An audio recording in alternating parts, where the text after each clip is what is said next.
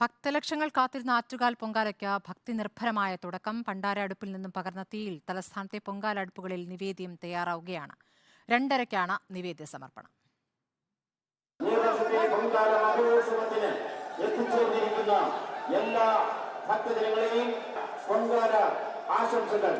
ചുട്ടുപൊള്ളുന്ന വെയിലിനെയും കവച്ച് പൊങ്കാലടുപ്പുകളിൽ നിവേദ്യം തിളച്ചുയർന്നു. 10,000-കണക്കിന് ഭക്തരുടെ മുഖങ്ങളിൽ ആഗ്രഹ സംതൃപ്തിയുടെ സന്തോഷം.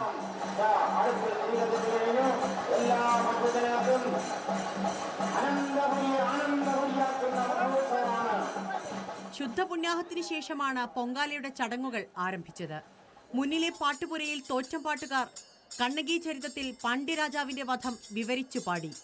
ക്ഷേത്രം തന്ത്രി ശ്രീകോവിലിൽ നിന്ന് പകർന്നു നൽകിയ ദീപം ക്ഷേത്രം തിടപ്പള്ളിയിലെ പൊങ്കാലടുപ്പിലേക്കും പിന്നാലെ മുൻവശത്തെ പണ്ടാരടുപ്പിലേക്കും ശേഷം ഓരോ പൊങ്കാലടുപ്പുകളിലേക്കും 10,000-കണക്കിന് ഭക്തരാണ് തലസ്ഥാനത്തിന്റെ വിവിധ ഭാഗങ്ങളിലായി പൊങ്കാലയൊരുക്കിയത്. ആറ്റുകാൽ അമ്മയ്ക്കായി തയ്യാറാക്കിയ നിവേദ്യത്തിൽ ക്ഷേത്രത്തിൽ നിന്ന് നിയോഗിച്ചിട്ടുള്ള 350ഓളം പൂജാരിമാർ തീർത്ഥജലം തളിക്കുന്നു. ഇതോടെ തയ്യാറാക്കിയ നൈവേദ്യം ആറ്റുകാലമ്മ സ്വീകരിച്ച് സംതൃപ്തിയോടെ ഭക്തജനങ്ങൾ മടങ്ങും. റിപ്പോർട്ടർ, തിരുവനന്തപുരം.